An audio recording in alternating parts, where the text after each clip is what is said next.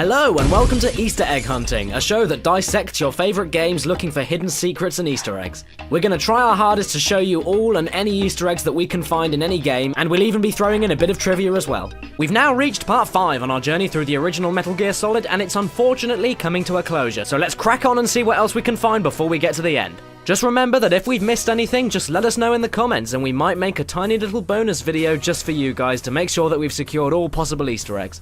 We've killed Wolf, swapped discs, and Cinepuppy. Now, enough fooling around because Metal Gear needs destroying. In the first area, the blast furnace, you need to shimmy along this wall over here. I'm sure that you're aware there's a really annoying crane here that you keep on having to duck under while you're shimmying along to avoid it. Well, it actually turns out you can make things much easier by blowing it to Kingdom Come. I didn't even think about doing that. Awesome. Going on to the next bit, killing all the Ravens before the boss fight with Vulcan Raven will provoke negative responses. Snake, we're not paying you to be a scarecrow, you know. Additionally, Raven will also be given an extra line when he meets Snake. How dare you kill my friends? Along with this, at this part of the game as well, all the references to crows will also be changed to ravens if Snake calls Miller first on the elevator where the supposed truth about Naomi is revealed. Master Miller will then correct Snake, who's been calling them crows this whole time. Those aren't crows. Those are northern ravens. And then a whole lot of other things happen, but our next point of interest pops up at the final boss level on the top of a broken Metal Gear Rex. Before this epic fight begins, we can hear Liquid yell, "Have at you, Snake!" As this is Konami, this could be a possible reference to Dracula's line in Castlevania Symphony of the Night. But enough talk! Have at you! This entire ending sequence can also be seen as another throwback to Metal Gear 2. In both endings, after you destroy each respective Metal Gear, an unarmed battle takes place with the pilot of each said machine, being Grey Fox in Metal Gear 2 and Liquid in Metal Gear Solid. Similarly also, both fights have Snake stripped of most of his gear. Except in Metal Gear 2, Snake is forced to dispose of it after it catches fire, and in Metal Gear Solid, Liquid strips his equipment off him himself. During the ending cutscene of the game, if you submitted to the torture earlier, Snake and Otacon will ride off on the secured snowmobile together. Be warned here, there's a small spoiler coming up, so if you don't want to know it, stop this video now. Okay? Anyway, before they ride off, Snake will tell Otacon his real name, David, to which Otacon replies, "I'm Hal, Dave." Snake comments that they would make a great pair, and then they laugh together, because, of course, they've referenced yet another Stanley Kubrick movie, 2001: A Space Odyssey. They then go on to suggest that they should take a trip to Jupiter sometime. Very cute and very clever. However, if you resisted the torture earlier, you ride off instead with Meryl. For bonus items, Meryl gives you the unlimited ammo bandana, and Otacon gives you the just as handy stealth camouflage. On your third playthrough of the game, you'll see that Snake changes into a tuxedo, which is an obvious homage to the James Bond series. Also, the ninja will have a different colour palette on his exoskeleton, changing to red and grey, looking a little bit like Spider-Man. Also, in Metal Gear Solid Integral and the Twin Snakes, you'll see that Meryl will also be wearing a sneaking suit. Another thing to notice on your third playthrough is this. During the ending credits, there will be different music playing over them, which is actually the Metal Gear Solid main theme, and this was the song featured in most of the trailers for the game, and more notably the one at the 1997 Electronic Entertainment Expo. Comparatively, in the Twin Snakes, the much simpler Alert theme from the second floor basement armory will instead play over the credits. And now for some other random things. In the PlayStation version of Metal Gear Solid Integral, there are two hidden codec frequencies, 140.07 and 140.66.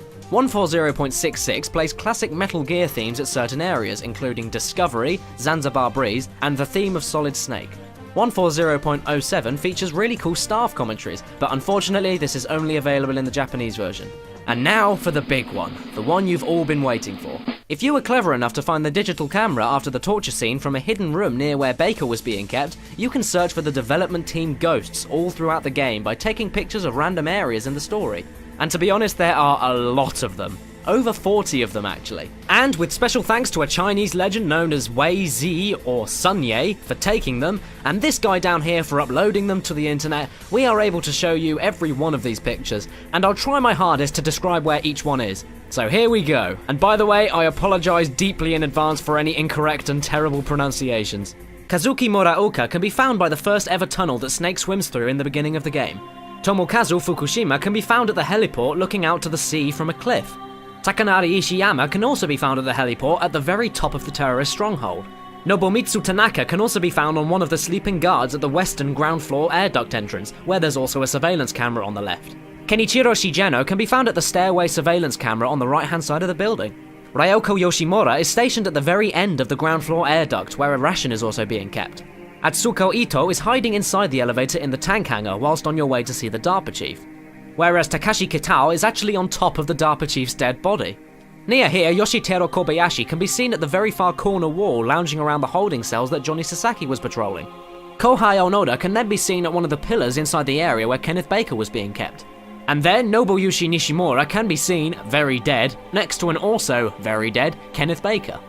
Ryoji Makimura is also around here at the southern wall in a secret armory room near where Baker was being kept, through one southern and then one eastern weakened wall. You can also grab yourself a PSG-1 here to save yourself a horrible backtrack later on.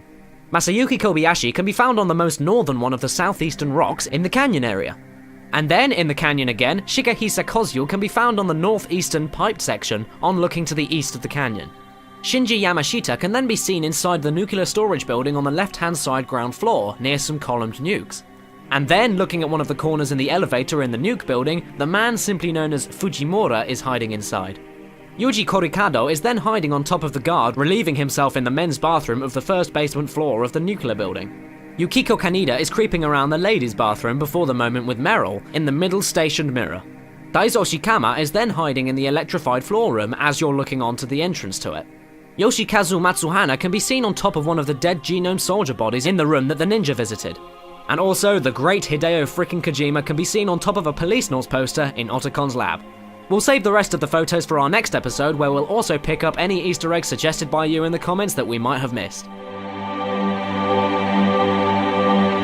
Thanks for watching, and let us know if we've missed any Easter eggs. The next and final episode of the Metal Gear Solid 1 Easter eggs will round up any Easter eggs that we've missed, and also we'll finish off all the photos that we just started. If you want to see more of my stupid stuff, you can have a look at my most recent game review, which has nothing to do with Metal Gear Solid, but it has whipped cream and old ladies in it, so go and watch it. You can also check out more videos to the side, and don't forget to check out VGFacts.com.